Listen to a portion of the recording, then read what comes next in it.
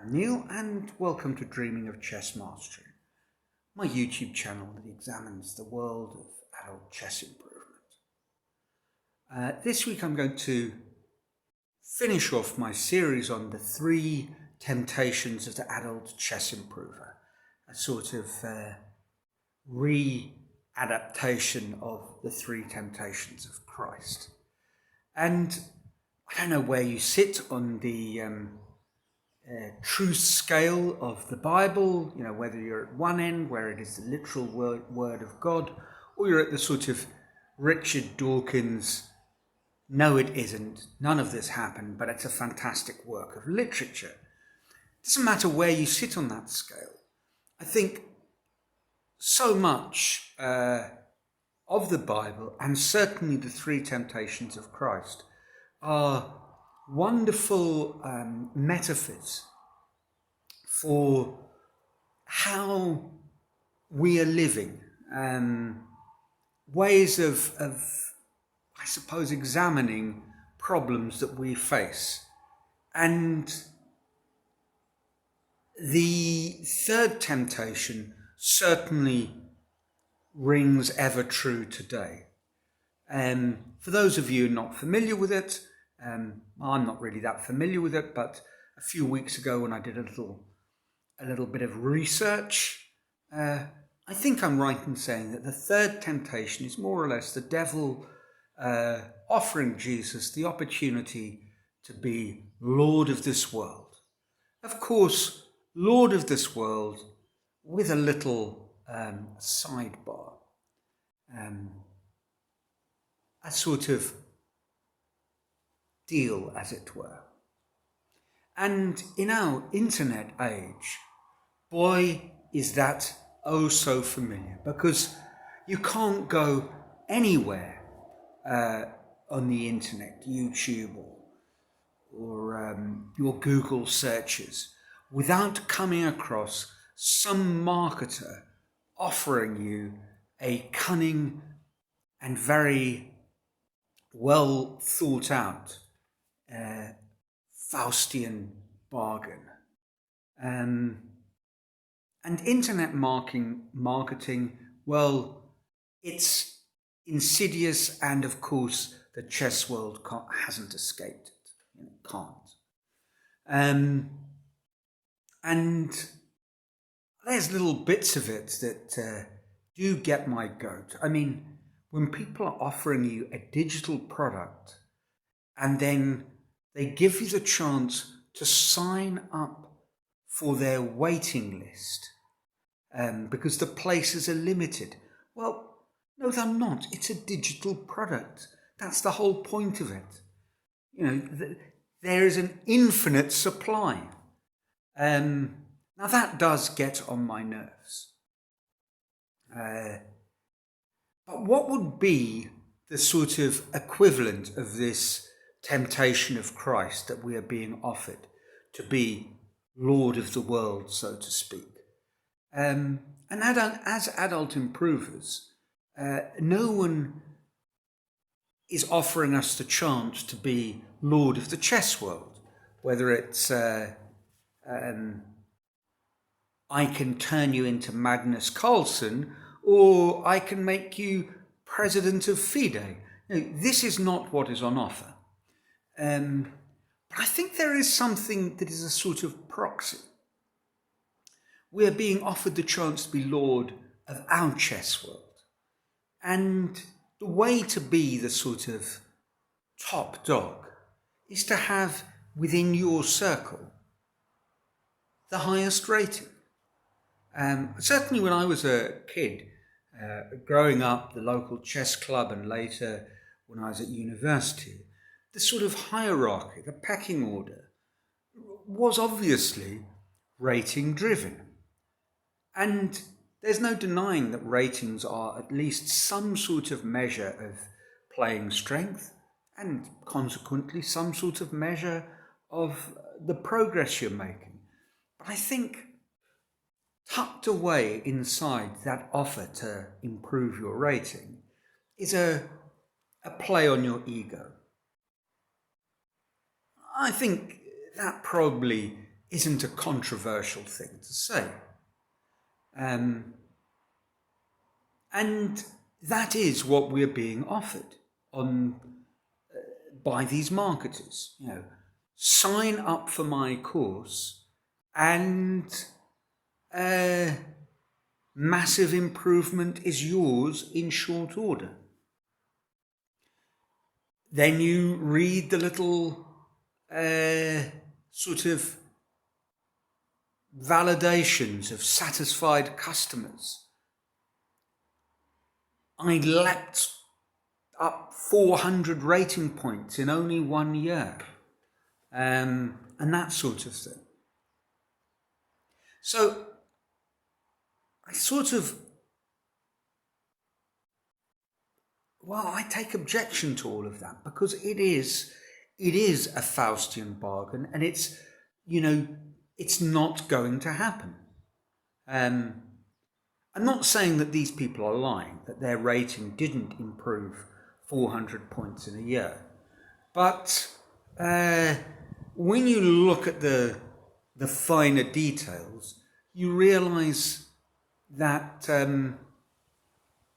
very often they improved 400 points because they started out at a very, very low point, and perhaps an artificially low point, because they'd returned to the chess world, or they were an adult who'd only learnt to play the game or started to take it seriously very late in life. And even when you hear these stories of players who made very impressive improvements, leaps of improvement, from what would be quite a strong starting point. People who in a year or two went from being maybe a 1800 strength player to the heady heights of national master level, sort of 2100 or beyond. When you dig into that, I suppose the classic, if we want to think of one, is Rapid Chess Improvement, Michael Della Mazza. When you dig in, well, they made that rapid improvement because they did an enormous amount of work. And one of the titles, and I've spoken about before, and I think I've spoken about all of this before, but it does seem to fit neatly with this series. One of my favourite books is Pump Up Your Rating. And of course, that is a tawdry bit of marketing. But the moment you get stuck into the book, it's clear that Axel Smith is not offering you that sort of bargain. He's suggesting to you something more akin to a obsessive gym routine. He is suggesting that you can make significant progress if you work like a maniac. And indeed, Michael Della Mazza, dig in a little deeper, and he makes it very clear. He was doing 3 hours a day of tactical puzzle solving. So yes, that improvement is not such a surprise. Pump Up Your Rating, very early on, stresses the point. This is a book for the ambitious, the very ambitious, but don't let that scare you off. There's something in it for you too. But if you want to make this progress, if you want to be very ambitious, you need to do the work. So he's not really offering you the rapid improvement via some sort of shortcut. My other favourite book on adult chess improvement, or not adult chess improvement, on chess improvement, is Jonathan Tisdall's astonishingly good book, improve your chess now. It's not the best of titles. I started to think about it, and if you just say it a little bit differently, it means something new to me.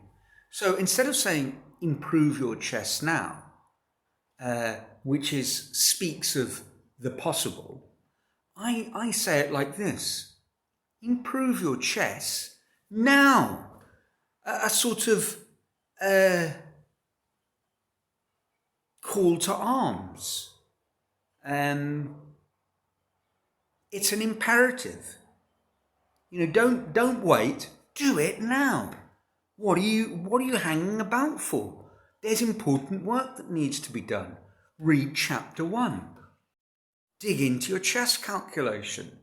Read chapter 2 on the value of blindfold chess and improve your chess visualization ability with his stepping stones method. So he really is. It's a call to action. A fantastic book.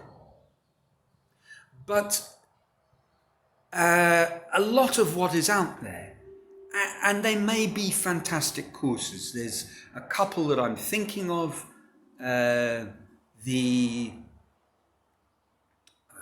What's it called? The Distant Chess Academy or Remote Chess Academy, I think that's it, by Grandmaster Smirnov, or Chess Moods with Grandmaster Avatic. They're full of those sort of marketing ploys. I don't doubt for a second that the material that they offer in their course is fantastic, because like all the modern internet marketers, they offer you an enormous amount of free stuff. But there is the sort of whiff of the internet marketer offering you the world. And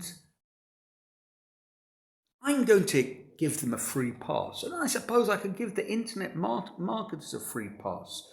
Caveat emptor sum. Let the buyer beware.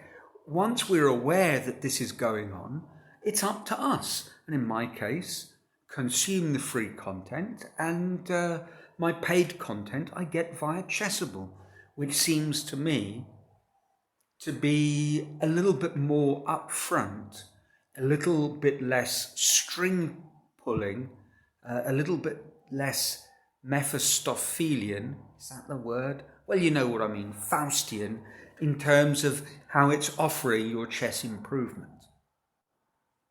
But us adult chess improvers need to beware, because it goes without saying that your improvement is dependent on serious, consistent, long-term, hard work, and there's no escaping that. And actually, this idea that you can be lord of your world, however restricted you might define that to me is something we need to take issue with as adult chess improvers. We need to see our journey of improvement as the path of mastery, and we need to see it as one which has as its primary goal improving our understanding of chess, and thereby improving our enjoyment of the game and the pleasure we take from what is an infinitely rich sea waiting for us to dive in. So that's it for this week, and that's it for the series. As always, let me know what you think in the comments, and trust you're enjoying your own chess improvement journey, or if you're not on that path, you're enjoying improving in whatever it is that you're doing. And until next week, sunny Brazil.